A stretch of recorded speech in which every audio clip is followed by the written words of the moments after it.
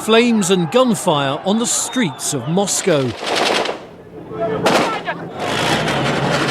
In August 1991, a coup was launched in the Soviet Union with the aim of toppling Mikhail Gorbachev while he was on holiday in Crimea.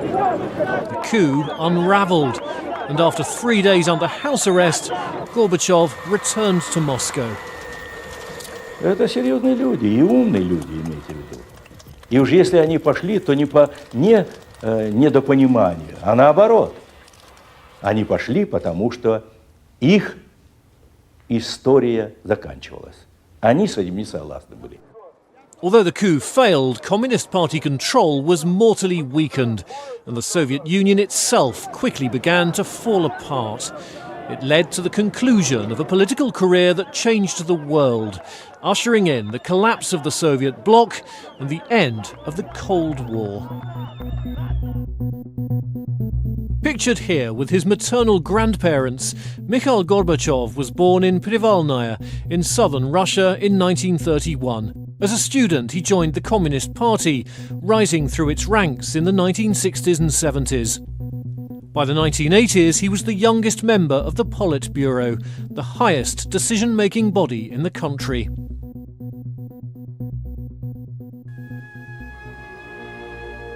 When Soviet leader Konstantin Chernenko died aged 73 in 1985, it was the third death of a party general secretary in 3 years. Gorbachev, aged 54, became the new leader.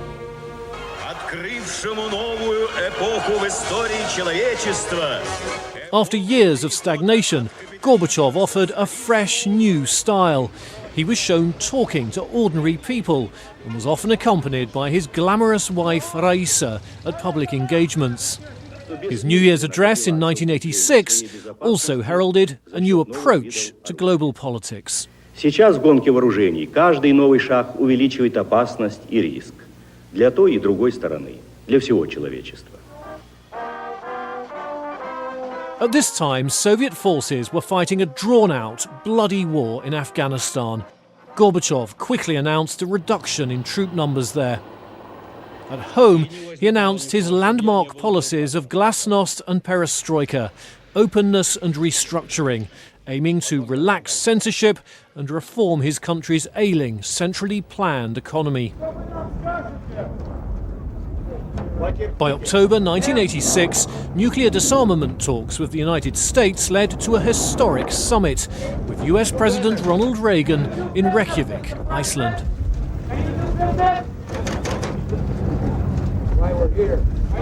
The two leaders had 11 hours of talks over the course of a weekend and came close to a deal on sweeping cuts in nuclear weapons. When the talks broke down, Gorbachev told Reagan a historic chance had been missed. Do we have an agreement, sir? But the following year, the breakthrough came in Washington. The Intermediate Range Nuclear Forces Treaty was the first arms control agreement to eliminate an entire class of missiles.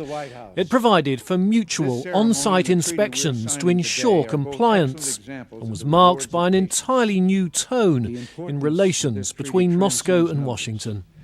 We have listened to the wisdom in an old Russian maxim, and I'm sure you're familiar with it. Mr. General Secretary, though my pronunciation may give you difficulty, the maxim is doverяй no proverяй, trust but verify. Назначение этого... На каждой встрече вы это повторяете. You repeat that at every meeting. Historians have called this the beginning of the end of the Cold War. The optics were an extraordinary turnaround, but Gorbachev's policies were about to make an even bigger impact. Reagan had called on Gorbachev to tear down the Berlin Wall. When Gorbachev arrived in East Berlin in October 1989, there was a rapturous reception. But East German leader Erich Honecker was less pleased to see him. In Germany, they called this moment the kiss of death. Gorbachev told Honecker he would not support a crackdown against anti-government protests, suggesting dialogue instead. 2 days later, 70,000 people took to the streets of Leipzig.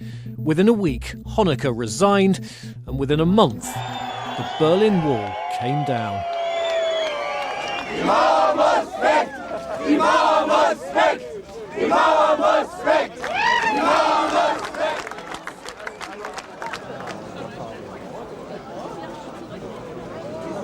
Across Eastern Europe, communist regimes were toppling like dominoes. Gorbachev declared he would not support them against their own people. 40 years of Soviet domination were coming to an end, along with the division of the continent into opposing blocs. But while Gorbachev was hailed abroad, he was under pressure at home. There were bread queues and empty shops as his economic reforms failed to deliver. Siberian coal miners went on strike to demand higher wages, and there were protests in Moscow. Gorbachev was heckled at the Congress of People's Deputies, where his reforms had allowed non-communists to sit for the first time. For the Soviet Union, it was the beginning of the end. In April 1989, Soviet forces killed at least 20 people at a rally in Georgia demanding independence from Moscow. More than 100 were killed in Baku, Azerbaijan, in January 1990. There were similar anti-Soviet sentiments in the Baltic states, where protesters formed a human chain the length of Estonia, Latvia and Lithuania. All three countries declared independence in the spring of 1990. On a visit to Washington in May, Gorbachev insisted the situation could be brought under control. Дело создания прочного демократического строя у нас еще не завершено, но я убежден, что запас общественной энергии, уже включившийся в это великое дело, достаточен, чтобы довести его до конца. Months later, Soviet troops tried to suppress Lithuanian independence by force. They killed 14 unarmed Lithuanian protesters and injured many others. Unrest also continued in Moscow, where pro-democracy forces in Russian society had a new hero, Boris Yeltsin, who was head of the Russian Soviet Republic.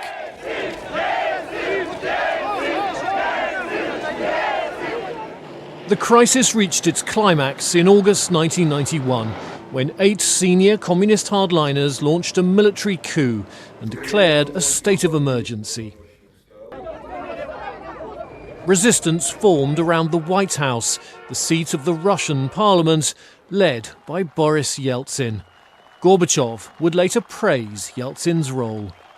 В этот момент, когда он выступил против, по сути дела, возглавил сопротивление путчу, это рискованная ситуация. Она могла по-всякому обернуться. И я думаю, здесь надо отдать должное. Он сыграл огромную историческую роль. Following the coup attempt, Soviet republics began declaring independence one after another. In December 1991, Yeltsin came to a hunting lodge in Belarus to finish off the Soviet Union. He met the Ukrainian President Leonid Kravchuk and the chairman of the Belarusian parliament, Stanislaw Shushkevich, who made the historic announcement. Мы подписали соглашение о том, что мы учреждаем содружество 3 независимых государств. Other republics quickly joined them. By the end of the month, the Soviet Union ceased to exist, and Gorbachev was out of a job. As an ex-president, Gorbachev was increasingly disapproving of the West. He accused the West of reneging on promises not to enlarge NATO to include former members of the Warsaw Pact, which had disbanded in 1991. Gorbachev has been both complimentary and critical of Russian President Vladimir Putin, but he supported Russia's military actions abroad, such as its 2008 war with Georgia and its 2014 annexation of Crimea from Ukraine. Later that year, at events marking 25 years since the fall of the Berlin Wall, he accused the United States of triumphalism in its dealings with Russia. Мы в начале нынешнего века никогда еще не собирались в столь напряженной, опасной обстановке. Мир стоит на грани холодной, новой холодной войны, а некоторые уже говорят, что она уже началась. In October 2018, the United States announced it was pulling out of the nuclear deal that Gorbachev signed with Reagan in 1987. Gorbachev wrote an article in the New York Times saying a tremendous accomplishment was in jeopardy. Back in 1990, Gorbachev was awarded the Nobel Peace Prize for bringing the Cold War to a peaceful conclusion. It appeared that a bright new chapter in world history was beginning. But in his final years, he could only look on as the hopes of that time faded.